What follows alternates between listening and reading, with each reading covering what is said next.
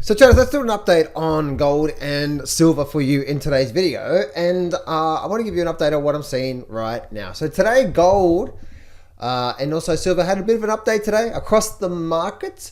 We'll start off with silver and go to the actual gold chart as well. So silver right now, guys, silver is potentially setting up into a potential false breakout type of a pattern. Now, what's happening with silver is we're definitely getting this type of action happening. Look at this here, right? So, in fact, if I take everything off the screen, we definitely got a, there you go. So we definitely got a break below here. So as you can see, we definitely got a break below that level there. And if I zoom in for the last couple of months, you can see what's happening through here. So there's two types of trend lines that I'll draw when it comes down to the silver market, right? So this will be the first one. And what we would see is, we would see that through there. And what we would also see is we also see that there could be another trend line coming down through there somewhere. That'd be the other trend line I'd use. Now, why would I use that? So I'm looking at two different things here that I'm looking at here when it comes to the markets, right? So the first thing I'm looking at is trend analysis. So low, higher low, and another higher low through here. One thing I'm also seeing, so the overall, there's an overall swinging momentum still happening in the market. So we are still in a very big, strong swinging momentum in the market, but we have broken below here. Now, the reason why that is important to where we are right now is this, is that if we hold here, okay, so if we hold where we are right now and we start to make a rally back to the upside or back above $30, guess what? Now we're probably going to get into a state of movement to the upside, right? Because we're coming up to be a bit of a downtrend. You see this a lot with markets, right? You go through these swinging motions and so on and so forth, right? So you go through, let's just make you this one, right? So you go through these up, down, up, and then down periods. So a lot of the times, I don't know exactly when these down periods or these counter trends are going to end. We never know. But I've always found it to be helpful is that if you can maybe draw some trend lines like this, if there is a trend line you can draw, and then you start to get like a bit of a breakout like that, that tells me now we're getting ready for a move to the upside, especially when we start to break above the highs.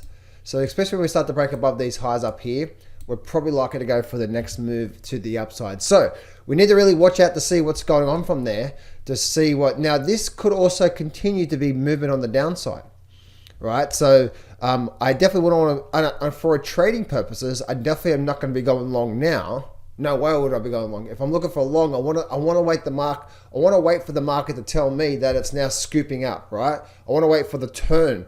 Don't try to jump in now because who knows, right? Who knows? We could get something like this tomorrow and then it could just do that on you, right? And then now it forms into something else. So wait for that scooping up action like that through there, all right? Wait for the scooping up action first to give you at least a bit of probability that we're now starting to make that move to the upside. Make sense? Now let's go look at gold. Gold today had a bit of an update today. So gold was up over 1% today.